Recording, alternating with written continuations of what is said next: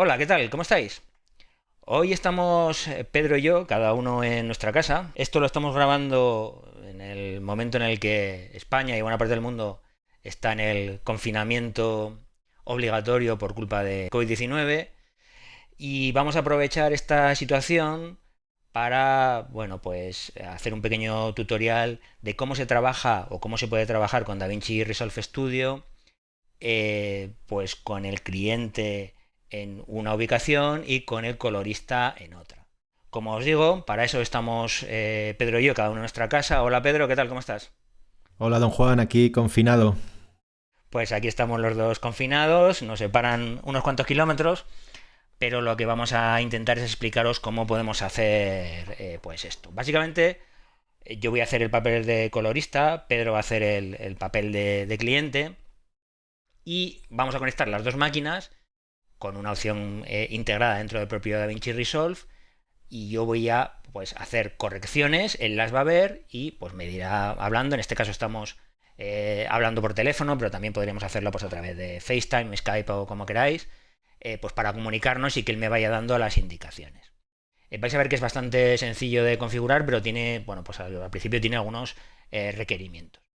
Básicamente lo que tenemos que hacer es en la parte del colorista, solo en la parte del colorista, tenemos que abrir un puerto en el router, que por defecto es el puerto 15000, así que tendremos que ir a la configuración de nuestro router, que ya sabéis que en cada uno es diferente, y pues redireccionar ese puerto 15000 a la máquina donde esté, pues, en este caso DaVinci Resolve.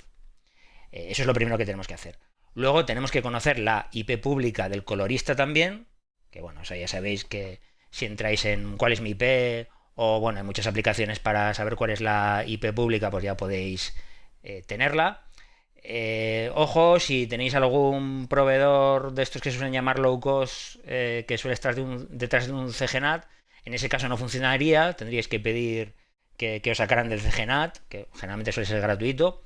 Pero bueno, si estáis con los proveedores habituales, Movistar, Vodafone, Orange y compañía, pues lo podéis hacer sin ningún problema porque sí que tenéis una IP pública única. Ojo, esta IP pública normalmente suele ser dinámica. En el momento que apagáis y encendéis el router, tendríais otra, pero bueno, simplemente tendríais que volver a enviársela al cliente y ya está, ¿vale? Luego, aparte de eso, lo más importante, tanto el cliente como el colorista tienen que tener los mismos brutos en local y una copia del proyecto. Es decir, yo le pasaría, en este caso a Pedro, que es lo que ya ha hecho, todos los brutos y una copia del proyecto.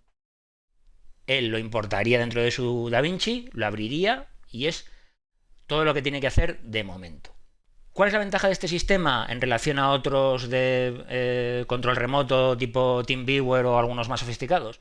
Pues que él siempre va a ver la máxima calidad porque él tiene los mismos brutos que yo. O sea, el cliente tiene los mismos brutos que el colorista. En cualquier otra situación, pues con cualquier software de remoto, dependemos de la señal que manda el ordenador o el sistema que sea. En este caso, él tiene todo en local, con lo cual puede ver la máxima calidad, que para hacer color, pues es algo que todos entendéis que es absolutamente fundamental.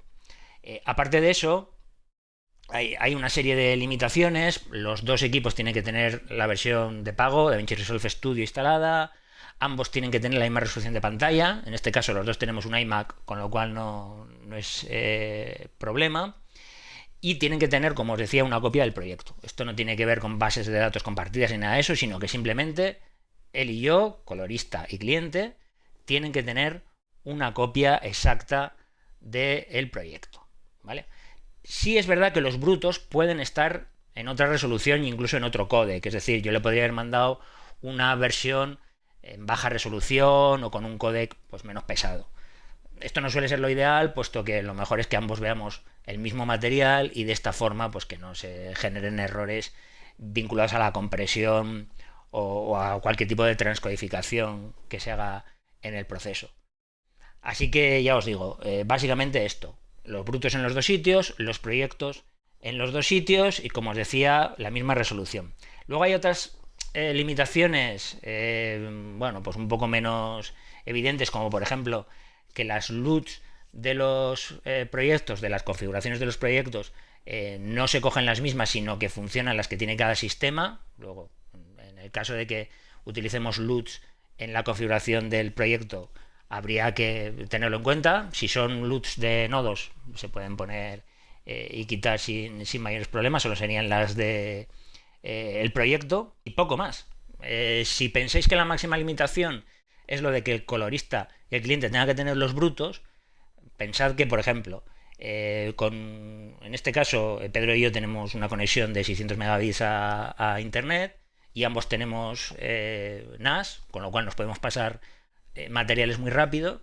Con una conexión de 600 megabits, que suele ser relativamente, vamos a llamar, económica en un entorno profesional, se pueden pasar 2 terabytes en 8 horas. Es decir, que es difícil que no puedas pasar los brutos de un proyecto, aunque sea un proyecto de relativa larga duración, en una noche. ¿Vale? Entonces, bueno, yo ya estoy listo. No sé si, Pedro, tú estás listo para hacer como sueles hacer muy bien de cliente. Sí, soy un cliente toca narices y aquí estamos, esperando al colorista a ver si llega de una vez y me da instrucciones. Vale, pues básicamente una vez que ambos tenemos el mismo proyecto abierto y tenemos obviamente los brutos linkados, Pedro lo que tiene que hacer es lo que os va a enseñar ahora, siempre desde la pestaña de color.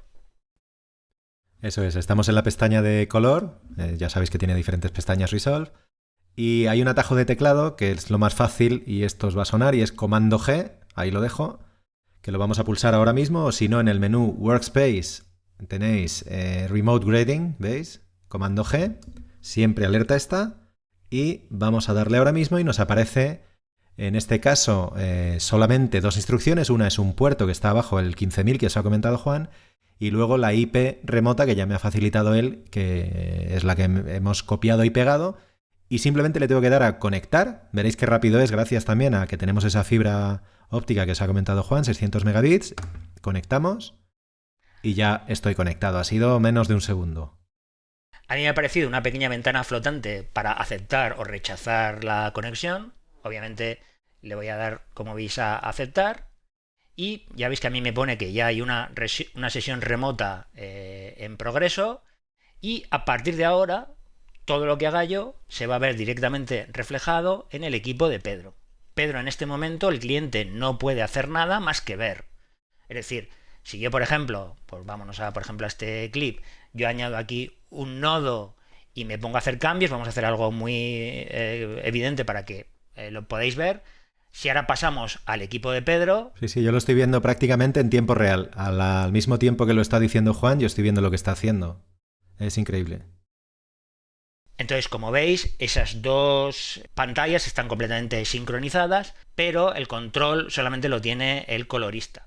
Digamos que aquí el cliente lo que haría sería decir, pues quiero más contraste, o quiero que aquello esté más rojo, o quiero que levante esa cara, etcétera, etcétera. O sea que el proceso sería el habitual dentro de una sala, solo que en este caso en lugares separados. Amigos coloristas, no me digáis que no mola tener al cliente mirando y sin poder tocar el teclado ni el panel de control.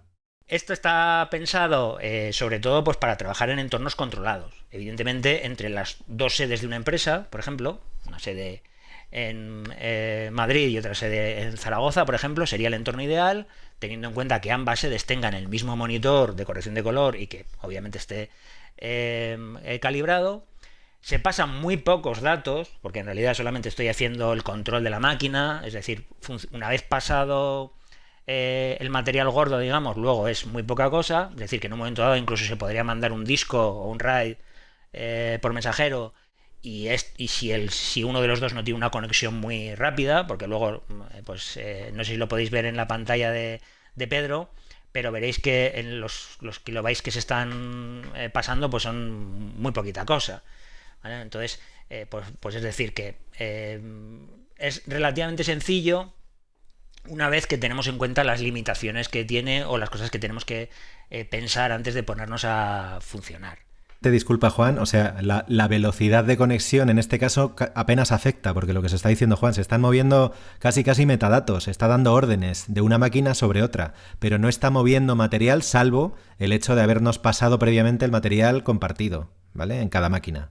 Efectivamente, algunas consideraciones que se pueden hacer al margen de esto que estamos diciendo del uso general, por decirlo así, es que solamente funciona en la pestaña de color, Es decir, con esto no se puede conformar ni se puede editar. De momento solamente funciona en la pestaña de color. Si necesitásemos hacer algo, pues nos podríamos conectar a la máquina remota, pues vía, yo qué sé, pues TeamViewer, que es el que conoce todo el mundo, o cualquier otro sistema. Evidentemente, si hubiese una VPN entre, por ejemplo, las dos sedes, lo que decíamos antes, ¿no?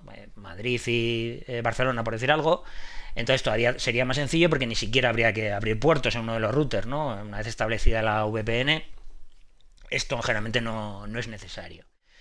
Entonces, como os digo, en estos tiempos que corren, cuando sabemos que muchos de vosotros estáis trabajando en casa y que no sabemos cuánto tiempo se va a prolongar esto y no sabemos tampoco si esto, después de el verano o en algún momento volverá a darse, al margen de que, pues por ejemplo, para lo que os digo, sedes de empresas en las que no hay que desplazar al director de foto o al director, sino que puede verlo en Bilbao mientras el colorista está en Sevilla, o vamos a ponernos un poco más épicos, en Los Ángeles y en Melbourne, por ejemplo, pues quiere decir que no solamente es para este periodo que nos ha tocado vivir, sino que también se puede de alguna forma implementar en workflows más habituales. Y bueno, no sé si esto sería todo. En cualquier momento el cliente puede desconectarse, su proyecto ya se queda con las correcciones que ha hecho el colorista, con lo cual si lo necesita él podría tirar un render o lo que sea una vez desconectado. Pedro, no sé qué te ha parecido. No, a mí me ha parecido brutal. Yo lo acabo de conocer, me lo acaba de explicar Juan un poco antes de hacer este vídeo y he alucinado. O sea, para que os resumamos mucho, a mí me ha enviado un proyecto, nos hemos pasado los clips mutuamente, he abierto ese proyecto, he reconectado los clips, gesto que te lleva 30 segundos y ya estábamos en marcha. También me gustaría añadir que el cliente, una vez que yo desconecte, o sea, como os ha dicho Juan, ahora mismo yo no puedo hacer nada. Mientras tenga esta ventana flotante, me está impidiendo hacer ningún otro cambio. Pero es verdad que una vez que desconectásemos esta conexión en remoto, yo podría, como cliente, si estoy un poco pilas en Resolve, hacer algún cambio. Y claro, tendría que enviarle mi proyecto, eso sí, una vez salvado, a Juan para que reflejase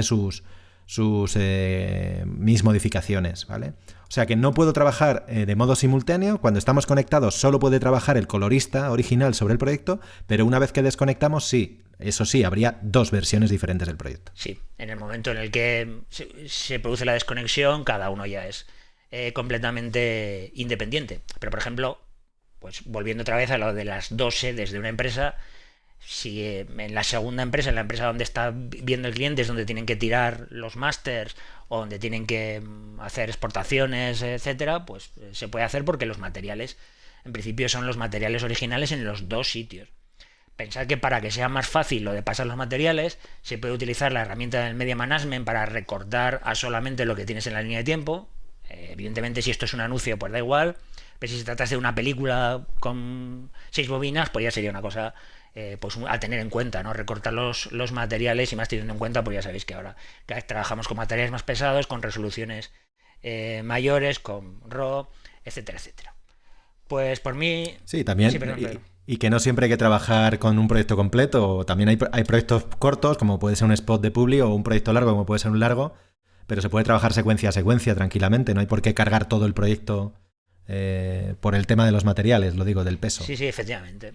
Entonces, pues nada, esperemos que os haya gustado. Una vez más, Pedro, has hecho muy bien de cliente. Ya te pasaré la factura como cliente. Creo que es al revés, no me hagan mucho caso, pero bueno. Ya, pues por eso lo digo, es que el confinamiento nos vuelve tarumbas. Y nada, si queréis más información acerca del mundo de la postproducción, ya sabéis que podéis seguirnos, visitar nuestra página finacapro.es, visitar nuestro canal de YouTube y seguirnos, ya sabéis que siempre estamos dando la brasa en el canal de Twitter FinaCapProes. Muchas gracias, un abrazo. Un abrazo a todos y que vaya todo muy bien.